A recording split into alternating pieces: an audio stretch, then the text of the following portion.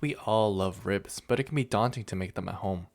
Today, we will show you how to make some of the juiciest, fall off the bone ribs right in your home oven. No smoker required.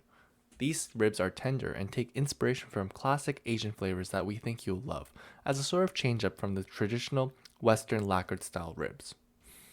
To start, you will need, well, some ribs. Any style of ribs can work for this recipe, but we prefer the pork back ribs from Costco as they have the perfect combination of lean, tender meat mixed with succulent fat, which keeps the ribs moist and tender throughout the cooking process. On the underside of most ribs, you will see a thin membrane known as the silver skin, which has to be removed. Ours was mainly removed right from the package, but if yours is not, just simply grab one end and pull to remove. Next, we will cut the ribs right down the center to make them easier to work with. We will then place all the cut ribs into a bowl for the first of two pre-cooking steps. The first of which is a dry rub. In a bowl, combine 60 grams of brown sugar and 15 grams of salt and mix together until thoroughly combined. This is a part of a two-step marination process and acts as a sort of dry brine which will keep the ribs nice and tender once they finish cooking. Once it is thoroughly mixed, grab your ribs and start sprinkling the dry rub over them, making sure to get every nook and cranny. Your hands are really the best tool for this job, so don't be afraid to get down and dirty, ensuring even coverage throughout. You'll start to know that you're done mixing when it starts to get a little bit shiny due to the salt drawing some of the moisture out. Again, we want to make sure that every square inch is covered.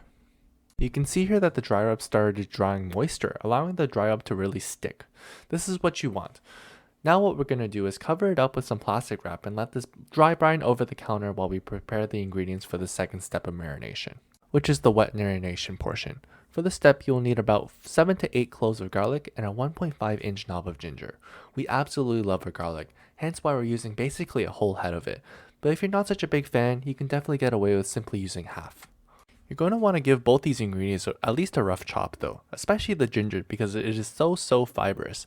You don't have to go crazy with it though, as we'll be using a mortar and pestle later on to crush everything into a pulp.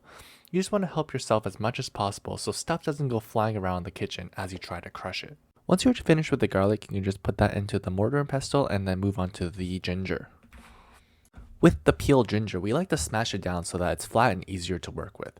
Then we run our knife through the ginger until you get a fine dice similar to your garlic. Again, the smaller that you get your ginger pieces here, the easier the grinding process will be later on. Now that you have your ginger broken down too, you can put this into the pestle and mortar, along with a pinch of salt, and start smashing away. The salt helps draw moisture and holds the mixture together. Keep pounding and grinding away at the mixture until it becomes one homogeneous paste.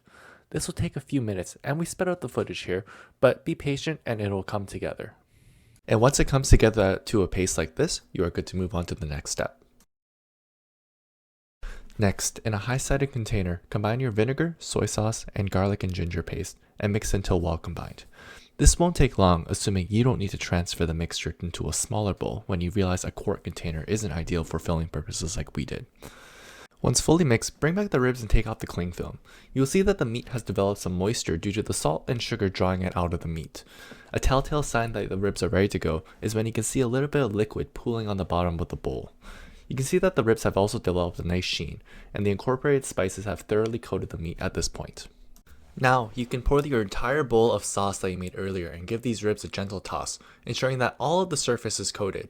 You do not want any missed spots here at this stage.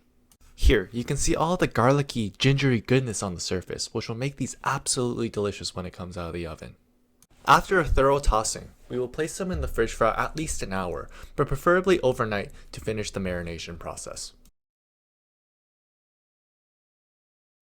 After 1 hour, we will take out the ribs and you can see how the marinade has penetrated through the meat. We will pour out the marinade and reserve it into a bowl as this will be used later on in the cooking process to braise the ribs in the oven.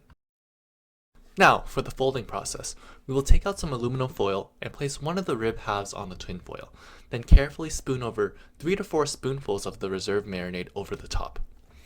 Once that is complete, we will take either side of the aluminum foil and fold it on itself, followed by the other side, and then finish by doing the same to the shorter sides. This will ensure that the juices are trapped for the majority of the cooking process and prevent the ribs from drying out in the oven.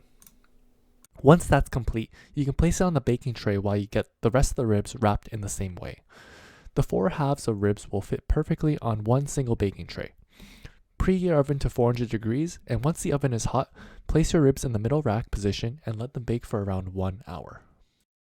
After 1 hour, we will take out the ribs and open up the foil to take a look at how they're getting along. At this point, the ribs are fully cooked through and are just lacking a little bit of color. We're going to place them back in the oven for about 15 to 20 minutes uncovered just so they can develop that deep brown color.